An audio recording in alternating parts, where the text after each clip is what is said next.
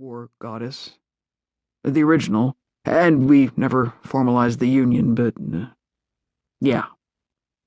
Mason silently soaked in that information and tried to reconcile it with the man she'd known for years, who'd been her mentor and her coach and her friend. In fact, it wasn't so hard. It actually made a strange kind of sense. "What happened?" she asked. Toby laced his fingers together and stared ahead of them into the mists. Falling in love when you're a goddess is complicated. At least, it was with Belle. She was immortal, for one thing, and I guess she didn't want to lose me because I wasn't, so she made me immortal too. Sometimes I think I was a coward for letting her. A coward? Are you serious? Mason said. Toby was one of the bravest men she knew. I didn't want to die, Mace. I was afraid to. He shrugged, but there was a gravelly hitch in his voice as he said, "Now, I would give anything, to make an end of it." Mason flinched from the raw pain in that admission, but she appreciated Toby's honesty, his openness in the face of all the lies she'd been told by others. She could sense Fennrys silently listening to the exchange as he sat beside Toby, who clearly didn't mind him knowing. "Professor Leggett taught us that in Julius Caesar, Shakespeare says, 'Cowards die many times before their death. The valiant never taste of death but once,'" Mason said. Does that mean I'm—" She trailed off, and Toby raised an eyebrow at her.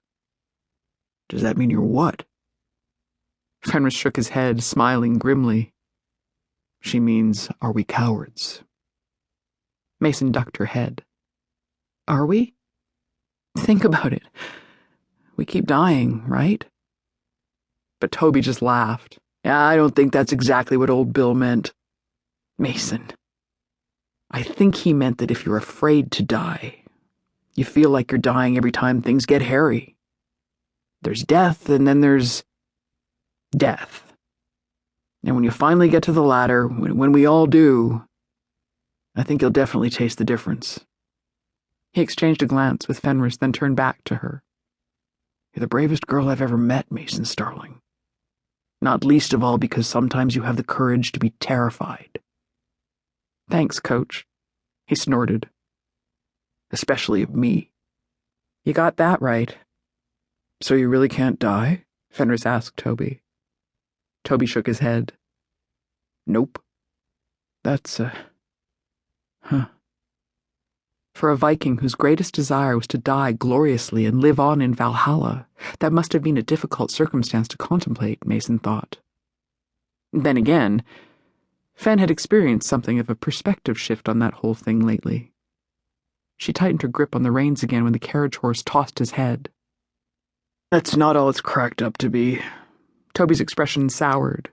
"You know those cautionary tales about scatterbrained goddesses granting eternal life, but not eternal youth?"